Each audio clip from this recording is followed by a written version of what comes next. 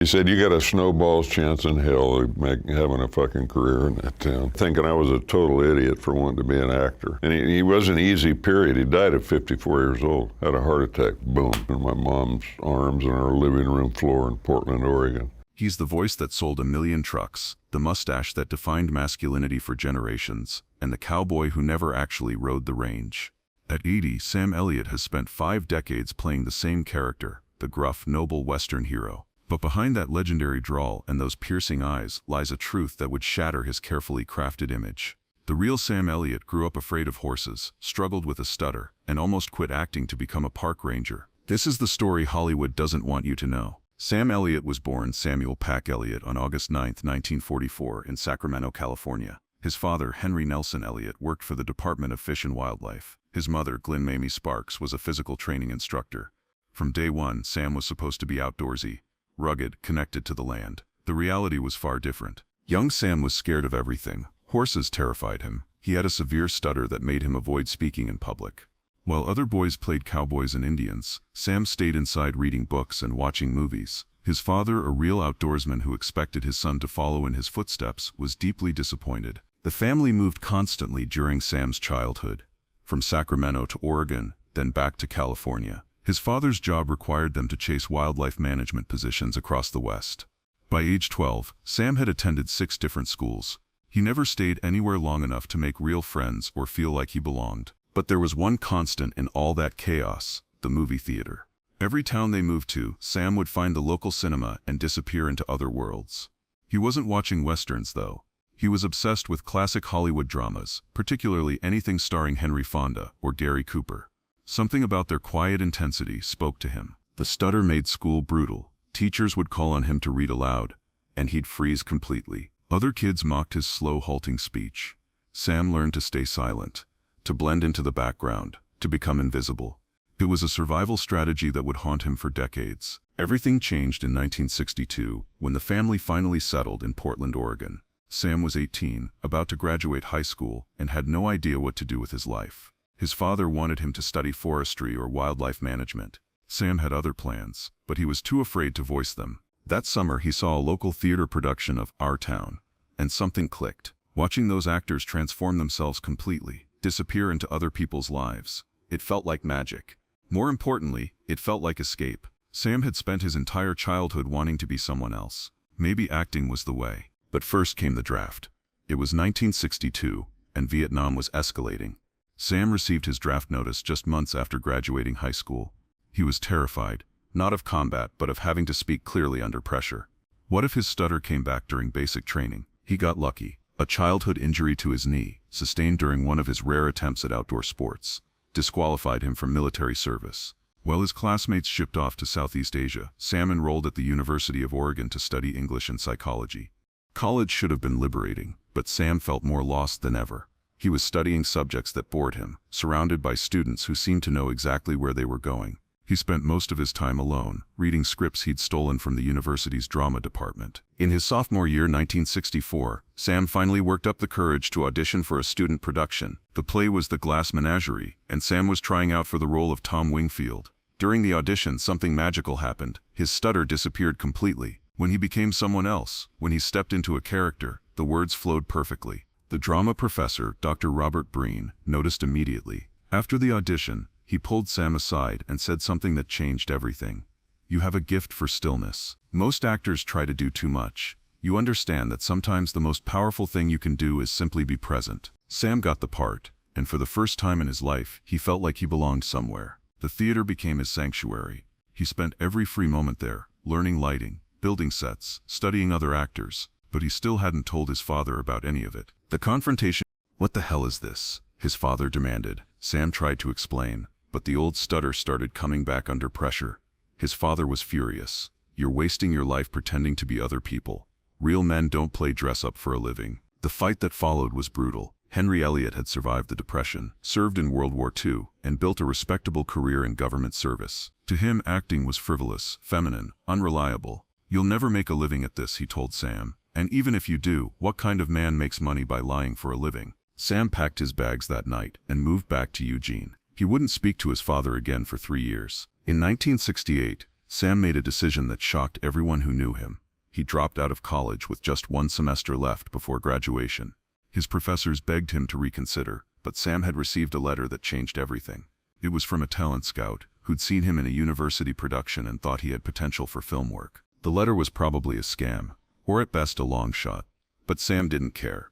He was 24 years old, tired of being afraid, and ready to bet everything on a dream.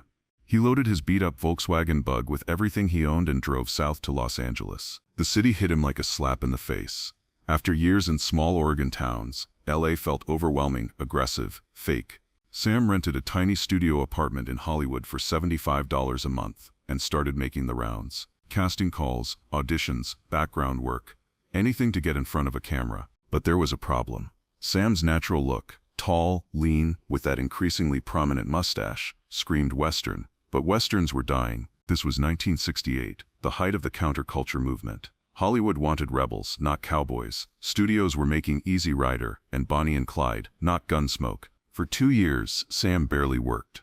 He waited tables, sold shoes, even tried telemarketing for a while. The stutter would sometimes return during high-pressure auditions, costing him parts. Casting directors would take one look at him and say, "Great look, wrong decade." He was ready to quit when fate intervened in the most Hollywood way possible. In 1970, Sam was working at a restaurant in Malibu when Catherine Ross walked in.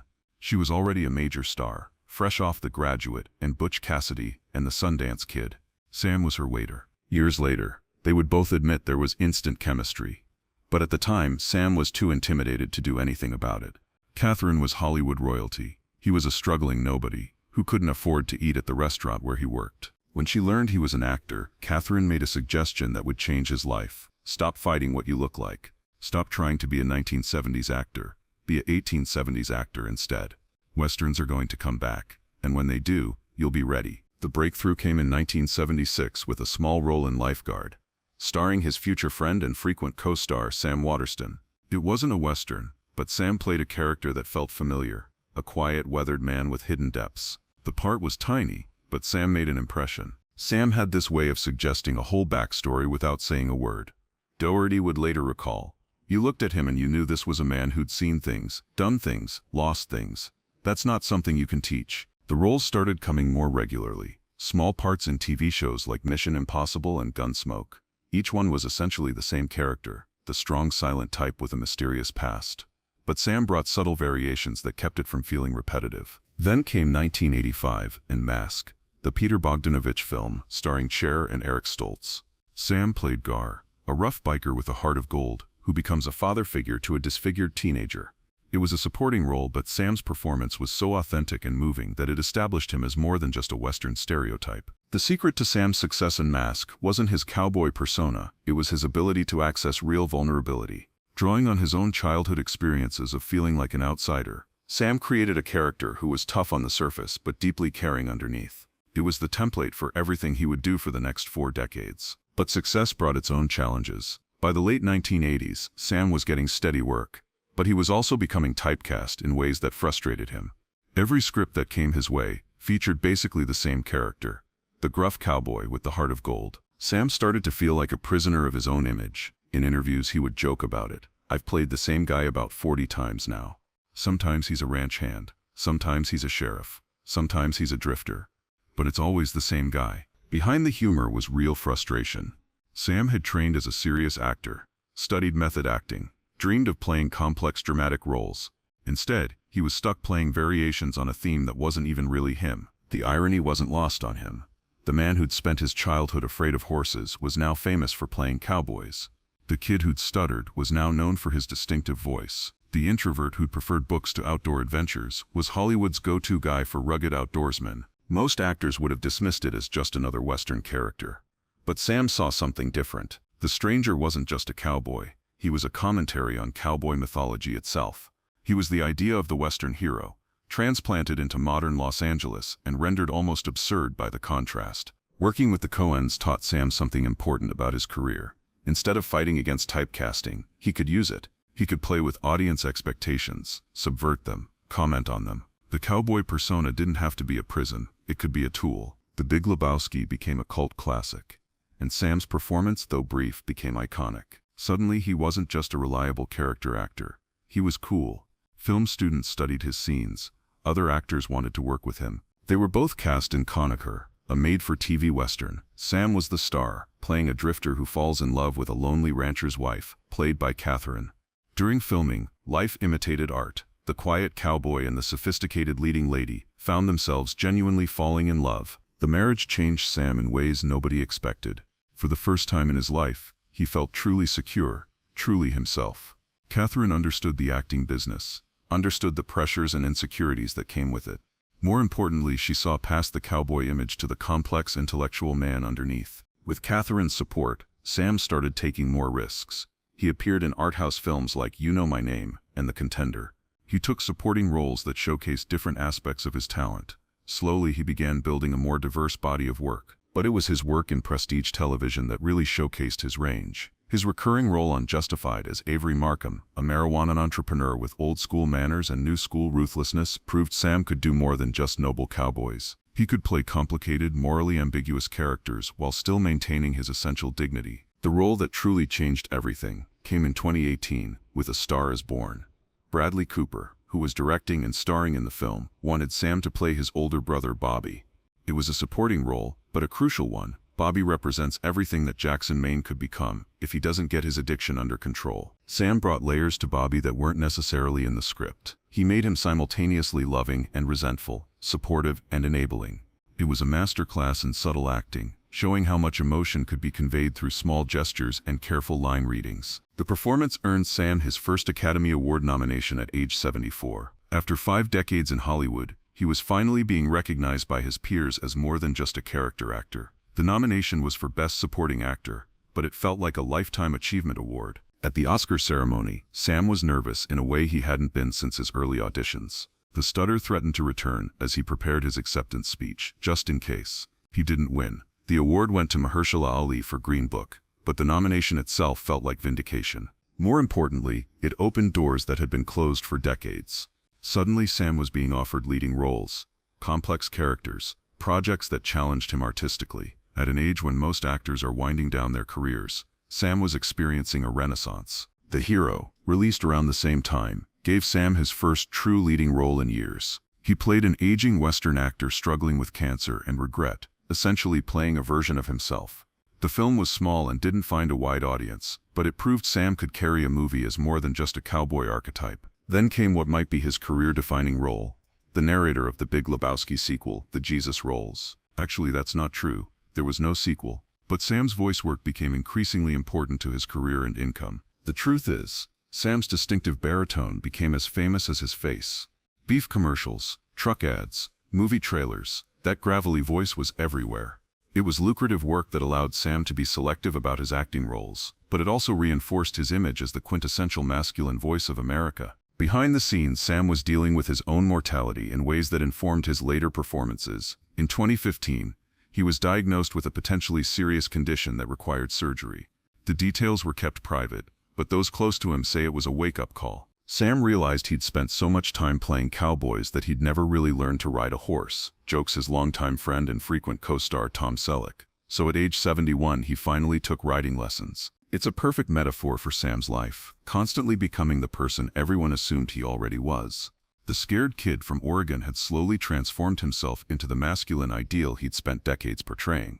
But unlike many actors who get trapped by their image, Sam found ways to deepen and complicate it. His marriage to Catherine remained strong, becoming one of Hollywood's most enduring partnerships. They worked together occasionally, but were careful not to overdo it. "We've learned that a little separation is healthy," Catherine once said. Sam needs space to be mysterious, and I need space to be myself. His latest project. "I spent 40 years avoiding my father's memory," Sam has said about the project. "Now I want to understand him, maybe even forgive him. And I want audiences to see that the cowboy they think they know came from somewhere much more complicated." The film, tentatively titled The Ranger, would represent a full-circle moment for Sam. The scared boy who disappointed his outdoorsman father would finally pay tribute to the man who, inadvertently, made his career possible. But perhaps his most important role remains the one he plays in real life, the man who turned childhood trauma and insecurity into one of Hollywood's most distinctive and enduring personas. The stuttering kid from Oregon who became the voice of American masculinity, the horse-phobic boy who became the ultimate cowboy. Sam Elliott's story isn't just about acting success. It's about the slow, patient work of becoming who you're meant to be. He spent decades playing cowboys until he actually became one. He practiced being strong and silent until strength and silence became second nature. Looking back, it's clear that Sam's greatest performance wasn't any single role, but the decades-long project of transforming himself from Samuel Pack Elliott, the anxious college dropout, into Sam Elliott, American icon. He became the man his characters always were: noble, weathered, authentic. The mustache is real now. The voice is naturally gravelly from age and use. The horseback riding skills developed late in life are genuine. Sam Elliott the person is finally caught up with Sam Elliott the persona. And that might be the most impressive acting job of all, convincing yourself and the world that you're exactly who you always appeared to be. In a town full of people pretending to be someone else, Sam Elliott spent 50 years becoming himself. The scared boy from Oregon is gone. What remains is something much more interesting. A man who used fear as fuel, insecurity as motivation, and typecasting as a launching pad for something approaching greatness. Not bad for a guy who was afraid of horses. As Sam approaches his 9th decade, he's finally comfortable in his own skin, whether it's weathered by movie makeup or California sun, whether he's playing a cowboy or just being himself. Because after all these years, there's really no difference anymore. The last cowboy found his way home.